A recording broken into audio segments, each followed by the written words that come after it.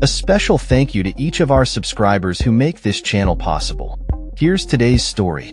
In a bold move that has stirred significant debate and tension within the political landscape of Ivory Coast, President Alassane Ouattara announced on Tuesday that he will seek a fourth term in the upcoming presidential election scheduled for October 25th.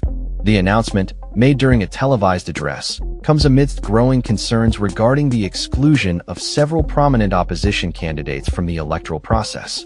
At 83 years old, Ouattara has been a central figure in Ivorian politics since he first took office in 2011, and his decision to run again has reignited discussions about the implications of power consolidation and democratic integrity in the region. Ouattara's ruling party, the Rally of Houphouetis for Democracy and Peace, RHDP, had previously nominated him as their candidate, but he had not confirmed his intentions until now.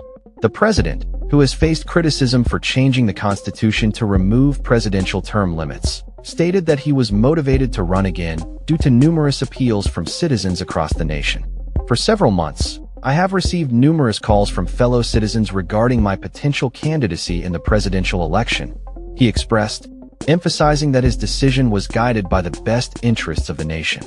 The political climate in Ivory Coast has been increasingly fraught with tension, particularly as many of the country's leading opposition figures have been rendered ineligible to participate in the upcoming election.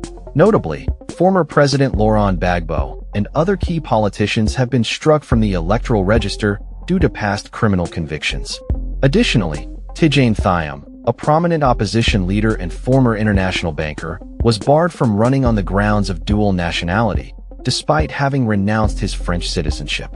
Critics argue that Ouattara's candidacy is emblematic of a broader trend among West African leaders who manipulate constitutional provisions to extend their rule. This trend has raised alarms about the health of democracy in the region, especially given the backdrop of recent coups and civil unrest in neighboring countries.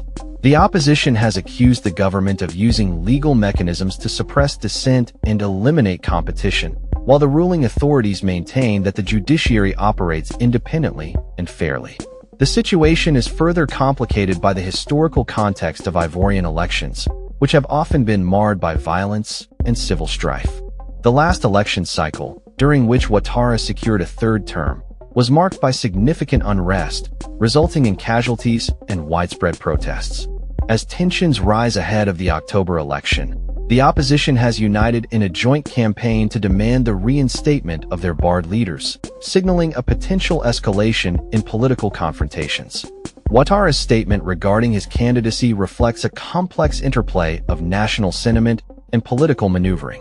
He highlighted the need for experienced leadership to navigate the unprecedented security, economic, and monetary challenges facing Ivory Coast.